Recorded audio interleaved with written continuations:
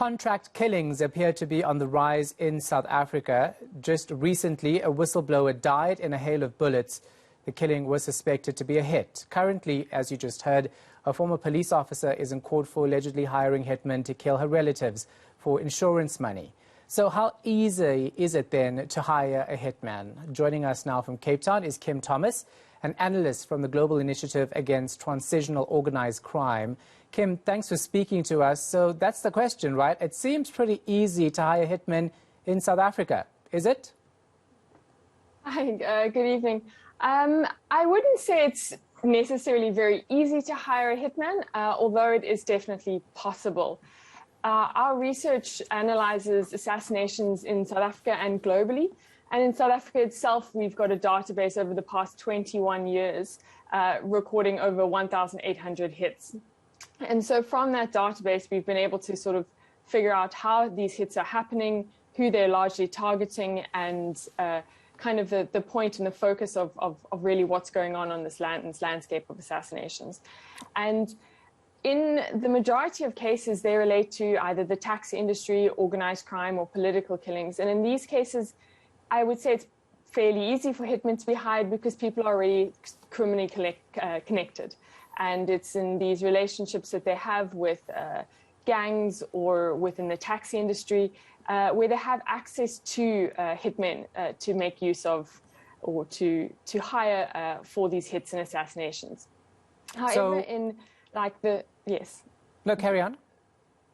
In the global case, which is a personal hit, those are a little bit more difficult because people don't necessarily have the connections. It's also in those cases then that we see that the person hiring the hit is also arrested, as the hitman or person that's been hired to do the hit is more likely to turn them in and to turn state witness or to report on them. However, in the more professional, organized crime, political type of cases, the hitmen are more likely to take the fall as they fear themselves for retaliation.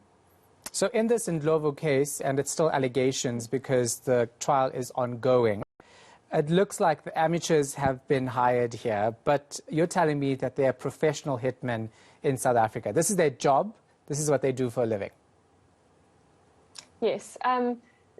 Sadly, I mean, a lot of them also sort of double as what they would call themselves as in sort of security for the taxi industry or in some political security and also within the Cape gangs. So they won't necessarily exclusively be hitmen, but yes, they are people that get hired professionally as hitmen. And there's various levels of hitmen, and it's the ones that are more professional where we would generally not see the cases go to court because they know how to not leave any evidence.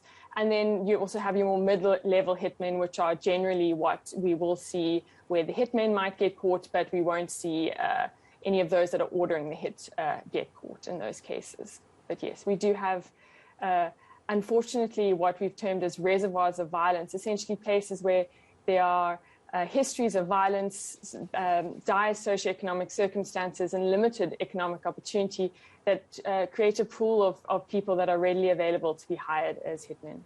Yeah, I'm not going to ask you how easy it is to get a hold of a hitman because there might be psychopaths watching the show and we don't want to give them any ideas. But what's the price range like? I'll be interested to know what people pay to actually get another person to commit murder. So across our database, the price range differs drastically. So in your less professional hits, we're talking about a few $1,000 rand.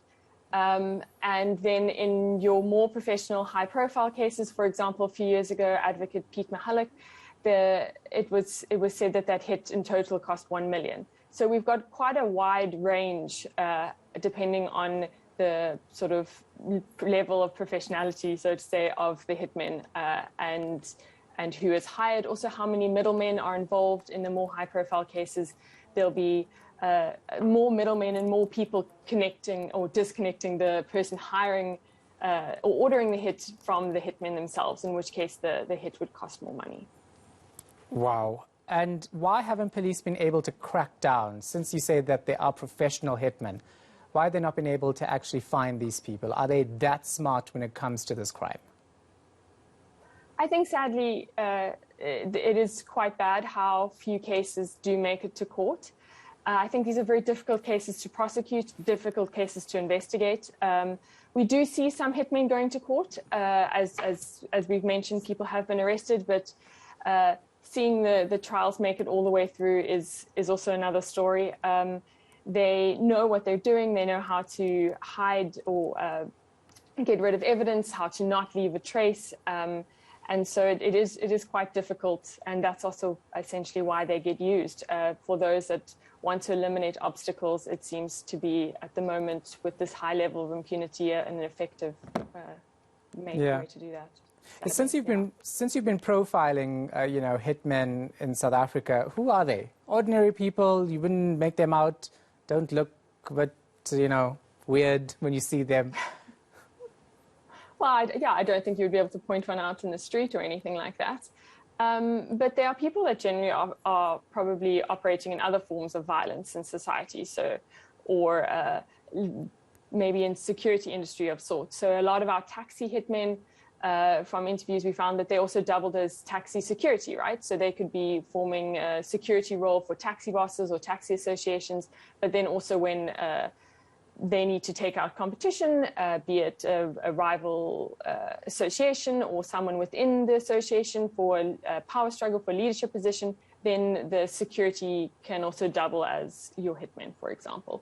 Same within the Cape gangs. They could just be ordinary gang members who form other roles in the gang, but then when needed, can also operate as hitmen. Wow, it's like a movie. Thank you so much for the insight. Really appreciate it. Kim Thomas, an analyst from the Global Initiative Against Transitional Organized Crime.